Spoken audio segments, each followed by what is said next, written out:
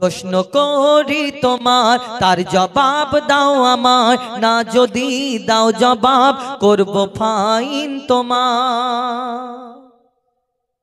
ভালো করে শোনো, প্রশ্ন করি তোমার, তার জবাব দাও আমার, প্রশ্ন করি তোমার, তার জবাব দাও আমার, না যদি দাও জবাব করব ফাইন তোমার, না যদি দাও জবাব করব ফাইন তোমার। ঠিক আছে করো, প্রশ্ন করি, হ্যাঁ করি করছি না? এবার জোরে তাকবীর দিয়ে যারা আমার দিকে, জোরে আল্লাহু আকবার, আল্লাহ নারে তাকবীর। আচ্ছা ঠিক আছে, তোরা আমার দিকে, তার মানে আমি জিতে যাব। শোন, আমি তোমাকে প্রশ্ন করি, ভালো করে মন দিয়ে শুনবে। তুমি যে নামাজ পড়ো, হ্যাঁ আচ্ছা আমি সুরে বলছি, শোনো। বলো। জানাজার রুকু আর সিজদা ওই কেন নাই, জানাজার রুকু আর ওই কেন নাই, উত্তর কেমন দাও তুমি, দেখতে আজ আমি চাই। তুমি যে নামাজ পড়ো, কিরকম নামাজ পড়ো? নামাজ নিয়াত করতে হবে, সানা পড়তে হবে, তারপর রুকু সিজদা, হ্যাঁ বৈঠক, তারপর সালাম। আচ্ছা এই নামাজটা নামাজ, আর যখন জানাজার নামাজটা পড়ি এটা কি? ওটাও নামাজ। তাহলে এই নামাজে রুকু সিজদা সব সানা ও সবকিছু পড়ো, তাহলে জানাজার নামাজের সময় কেন রুকু সিজদা কেন করো না? কেন কেন নেই?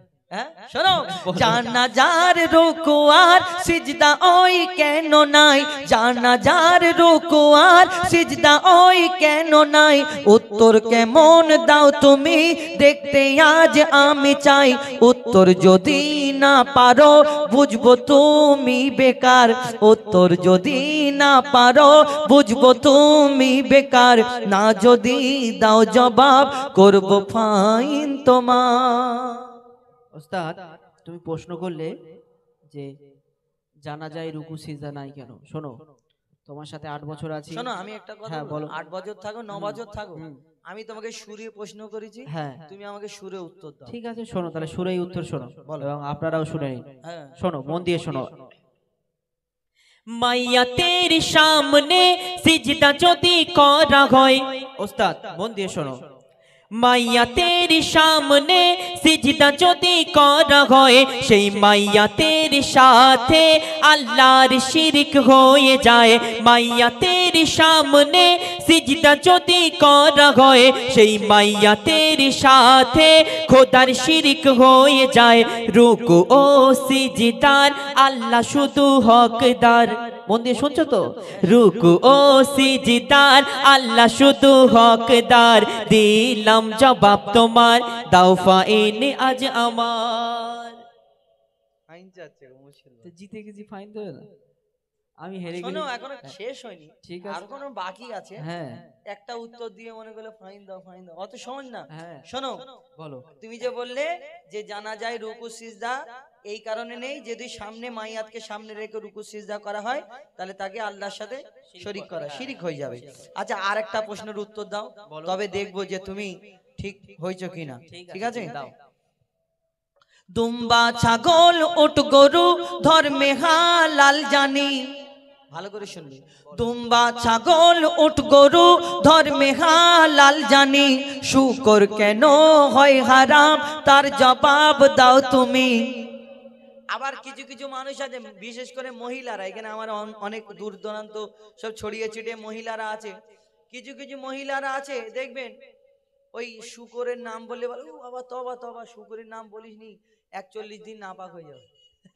বলে শুকরের নাম বললে নাকি 41 দিন নাপাক হয়ে যায়। আর তাহলে কোরআনে যেই শুকরের কথা, মানে আরবিতে ভাষায় এই কোরআনে শুকরের নাম আছে, যদি কোরআন পড়তে পড়তে যখন এই নামটা যখন এসে যায় তাহলে তাহলে কি করতে, পুকুরের ধারে বসে কোরআন পড়তে হবে। ওই ওই ওই পাড়াটা যখন আসবে, যেই ওই নামটা তাড়া করে পুকুরে লাভ মেরে গোসল টোসল করে পাক সাপ, এবার তারপর থেকে পড়ো এরকম না। তো শুকর, আমরা এই যে প্রত্যেক গরু মোষ ছাগল সবের তো 4টে পা, এই মুখ কান সব একই, তাহলে ওইগুলো যদি হালাল হয় শুকুর কেন হারাম? বলো প্রশ্ন কেন করো। হারাম? শোনো, দুম্বা ছাগল উট গরু ধর্মে হালাল জানি, শুকর কেন হয় হারাম তার জবাব দাও তুমি। দুম্বা ছাগল উট গরু ধর্মে হালাল জানি, শুকর কেন হয় হারাম তার জবাব দাও তুমি। সময় দিলাম 2 মিনিট, তার বেশি আর তো নয়। সময় দিলাম 2 মিনিট, তার বেশি আর তো নয়। না যদি দাও জবাব করব ফাইন তোমার। তুমি প্রশ্ন করেছো একটু ক্রিটিক্যাল প্রশ্ন, একটু সোজা করতে পারতে, একটা ছাত্র একটু দয়া মায়া করা উচিত ছিল না? তোমার কাছ থেকে মানুষ শিক্ষা পাবে, তো আমি এটা চাই। ক্রিটিক্যাল না করলে তবে বুঝতে পারবে। ঠিক আছে আমি চেষ্টা করছি, একটু দাও তো তাকবীর, দাও তো নারাই এই, তাকবীর। আস্তে, দাঁড়া। শোন, আমার দিকে যারা তারা দিবি না, আস্তে করে বলবি। আজ যখন আমি দেবো জোরে বলবি, ঠিক আছে? আমি একবার দিন নারী তাকবীর, এবার নারাই তাকবীর। যা, তোরা এত বেঈমানি করছিস আমার সাথে। যাই হোক, শোনো। কেন বলো বলো? হ্যাঁ। আচ্ছা কচিরা তোরা বল, আমি জিতবো না হারবো? শোনো, আমি এখনো পর্যন্ত এতদিন ঝগড়ার গজল যে কটা গেয়েছি কম্পিটিশনের, যে কোনো এতদিন যার সাথেই গেয়েছি, আমি আমার লাইভে একটাও কোনো ইউটিউবে কোনো জায়গায় একটা হার স্বীকার করার একটা যদি দেখিয়ে দিতে যে আমি হার মেনে চলে এসেছি, আমি এইখান থেকে নিচে নেমে চলে যাও, আর গাইবো না। তবে আজকে হেরে যাবে যদি তুমি আমাকে হারাতে পেরেছো, হ্যাঁ। আমি কথা দিলাম আজ থেকে গজল তো গাওয়া শোনো, বন্ধ করবো। তুমি যে প্রশ্নটা শোনো, করেছো, আমার কথা হ্যাঁ শোনো, বলো। কথা ঘুরিয়ে লাভ নেই। আজকে যদি তুমি হারাতে পারো, হ্যাঁ আমি যে আমার গজল গাওয়া ছেড়ে দিয়ে এই ব্যাগ যা কিছু আছে তোমাকে সব তোমাকে দিয়ে দেবো। ঠিক আছে। আর যদি তুমি হেরে যাও, হ্যাঁ তোমাকে আমি কি করব বলো? ওই যেখানে শিয়াল দৌড়দৌড়ি করছিল ওখানে নেমিয়ে দিয়ে চলে যাবো। ঠিক আছে, উত্তরটা শোনো বলো। এবং আপনারাও শুনে নিন, ভালো করে শোনো। হ্যাঁ, হ্যাঁ, যে দুম্বা ছাগল উট আল্লাহ পাক জায়েজ করেছে খাওয়ার জন্য, আচ্ছা, হালাল। বলো না। কিন্তু শুকর কেন হারাম? কেন? শোনো, মন দিয়ে শোনো। শুকর হলো প্রাণঘাতী সব রোগের ভান্ডার। ওস্তাদ মন দিয়ে শোনো। শুকর হলো প্রাণঘাতী সব রোগের ভান্ডার। শুকরের গোশতে তৈরি হয় ক্যান্সার। শুনতে পাচ্ছ তো? হ্যাঁ, শুনছি, বলো। ভালো করে শোনো। শুকর হলো প্রাণঘাতী সব রোগের ভান্ডার। শুকরের গোশতে তৈরি হয় ক্যান্সার। চরিত্রহীন এই পশু এর জোড়া নাই গো আর। চরিত্রহীন এই পশু এর জোড়া নাই গো আর। দিলাম জবাব তোমার, দাও ফাইলে আজ আমায়। তুমি ভালো করে এখন গজল গাওয়া শিখোনি, আমি তোমাকে শিখিয়ে দিচ্ছি, তুমি আবার ফাইন চাচ্ছ আমাকে। এখন ওর কোথায় আটকে যাচ্ছে আমি ওকে শিখিয়ে দিই, তাহলে এ কি লড়বে আমার সাথে? আচ্ছা, শোনো, তোমার কি- উত্তরটা দিয়েছি তো? ঠিক আছে, উত্তর দিয়েছো যে এই শুকরের গোশতে হুম, প্রাণঘাতী এই একটা জীবাণু থাকে। জীবাণু থাকে, আর যা খেলে আমাদের ক্যান্সার আমাদের শরীরে হয়তো হতে পারে। আমার ওই কারণে আমার নবী বলেছে উম্মাতের জন্য যেটা ক্ষতিকর আমার উম্মাতের জন্য সেটা হারাম, আমার নবী বলেছে। হ্যাঁ। এইবারে কি না শেষ না, তাহলে তুমি আমাকে প্রশ্ন করেছো, আমার তো করা উচিত নাকি? তুমি আমাকে প্রশ্ন হ্যাঁ, ওরে অবশ্যই। বাপ রে বাপ, করা উচিত না? দাদারা আমার দিকে তো নাকি? হ্যাঁ, কমসে কম তোমরা আমার দিকে থাকো। প্রশ্ন করি? হ্যাঁ, তাহলে করছি একটা প্রশ্ন, মন দিয়ে শোনো। বেশি বিস্তারিত না বলে প্রশ্ন করছি, শোনো। হ্যাঁ, মরা মাছ ইসলামে খাওয়া যে নয় হারাম। আমরা যে মরা মাছ খাই এটা হালাল, কিন্তু মরা মুরগি খাওয়া হারাম। এই তাকবীর দে তো একবার, নারী তাকবীর। ঠিক আছে, বস, এবার প্রশ্ন শোনো। করো। ওদের পাওয়ারটা দেখে না যত।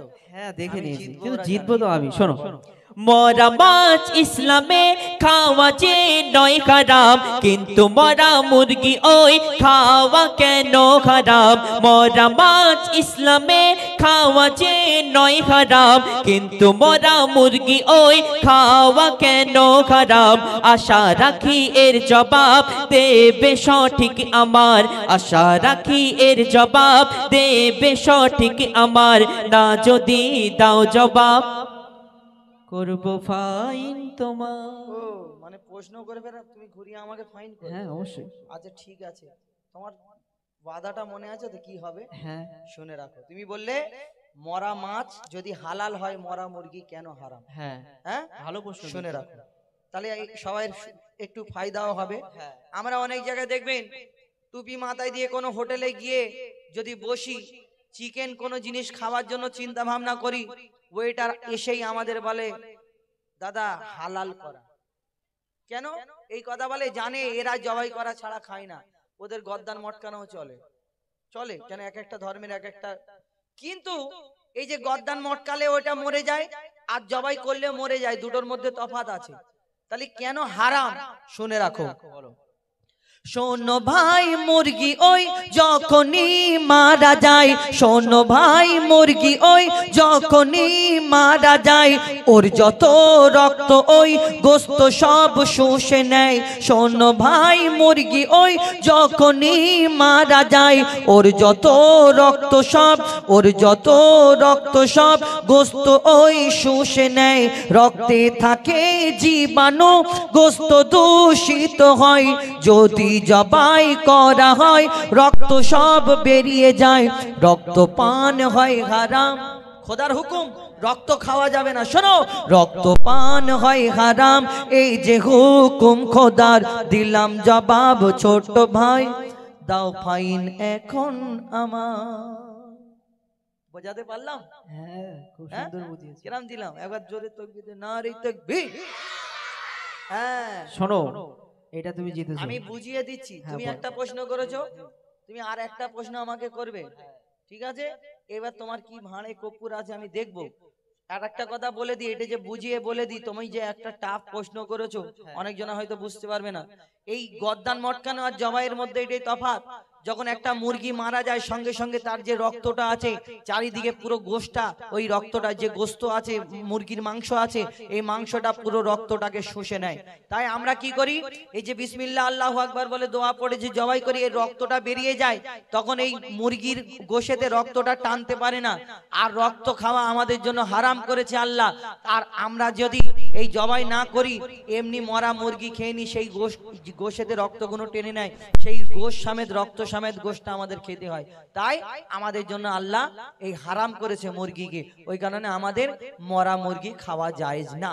তাই তোমার উত্তরটা আশা করি দিতে পেরেছি। হ্যাঁ, খুব এবার কি প্রশ্ন আছে? খুব জলদি সুন্দর বলো। দিয়েছো। হ্যাঁ বলো। তো এবার একটা প্রশ্ন করি আমি, বলো। লাস্ট কোশ্চেন, এটা যদি তুমি দিতে পারো আমি ভুল স্বীকার করে নেব। ঠিক আছে, শোনো। কোরআনের কোন সূরায় বলো বিসমিল্লাহ নাই? এই ব্যাপার।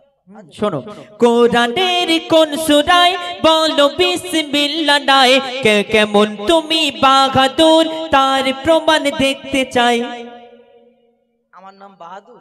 তোমার নাম বাহাদুর কেন? পুরো পশ্চিম বাংলার লোক জানে আমার নাম হুজাইফা। তুমি হ্যাঁ, বাহাদুর করে দিচ্ছ। বাহাদুর মানে মহান, ওইটাই বলতে না, চাইছি। আমি কোনো বাহাদুর বাহাদুর না। কোরআনের কোন সূরায় বলো বিসমিল্লাহ নাই? কেমন তুমি বাহাদুর, তার প্রমাণ দেখতে চায়। মনে হয় এর জবাব নাই কাছে গো তোমার, মনে হয় এর জবাব নাই কাছে গো তোমার। না যদি দাও জবাব, করব ফাইন তোমার। জবাব যদি দিছি, হ্যাঁ, ওইখানে নাও, আর কি বলবো, আর দাঁড়াও দাঁড়াও। শোনো বাবু, বলতে পারবো আমি? হ্যাঁ হবে তো? এটা লাস্ট চান্স, আমি জিতবো। একবার জোরে তাকবীর দাও, নারে তাকবীর। ঠিক আছে, শোনো, তুমি বললে কোন সূরায় বিসমিল্লাহ, হ্যাঁ। আর তুমি বলছো তুমি হয়তো এর উত্তর নেই। না, আমি তার মানে বেকার তুমি বলতে চাচ্ছ? তা না, না, তবে তার মানে ওইটাই তো। শুনে রাখো। হ্যাঁ, বলো। তাহলে মন দিয়ে শুনে নাও ছোট ভাই, তাহলে মন দিয়ে শুনে নাও ছোট ভাই, কোরআনের সূরাত বাতে বিসমিল্লাহ নাই। তাহলে মন দিয়ে শুনে নাও ছোট ভাই, কোরআনের সূরাত বাতে বিসমিল্লাহ নাই। এবার তুমি হার স্বীকার করো সামনে সবার, এবার তুমি হার স্বীকার করো সামনে সবার, দিলাম জবাব ছোট ভাই, দাও ফাইন এখন আমার। শোনো, বাদ দাও প্রশ্ন উত্তর। হ্যাঁ, বাদ দাও কি? আজকের শোনো, কান ধরবে, ধরে বলবে যে আজ জীবনে তোমাকে কোনোদিন প্রশ্ন করবো না। ঠিক আছে, ভুল হয়ে গেছে, কারণ আজকে সাপোর্টার আমার একদম নেই, সব তোমার দিকে। হ্যাঁ তো, হয়। আমার লোক তো এরা। যাই হোক, এই গজলটা জানারা ছাড়বেন, আমি অনুরোধ করব এই শেষের কথাটাও তুলবেন, কেন যিনি লিখেছেন কবি বনি আমিন সাহেব, পশ্চিম বাংলার বিখ্যাত শিল্পী। কবি বনি আমিন সাহেব এই গজল লিখেছেন, এখনো আধুরা আছে, অনেক ব্যাপার রয়েছে এই গজলে। তো যদি কেউ ছাড়েন এই ওনার নামটা দিয়ে, কবি বনি আমিন সাহেব, আমি যেটা বলছি ওনার লেখা, এই কথাটা দিয়ে ছাড়বেন, নাহলে উনি কষ্ট পাবেন। এখন যেগুলো ফরমাইশ রয়েছে পরপর ছোট ছোট করে সব কটা শোনাবো ইনশাল্লাহ। কবি ছন্দের মাধ্যমে অতি মূল্যবান কথাই লিখছে, দেখুন। বিরহে দিল পুড়ে ছারখার যে আমার ইয়া রাসূলুল্লাহ।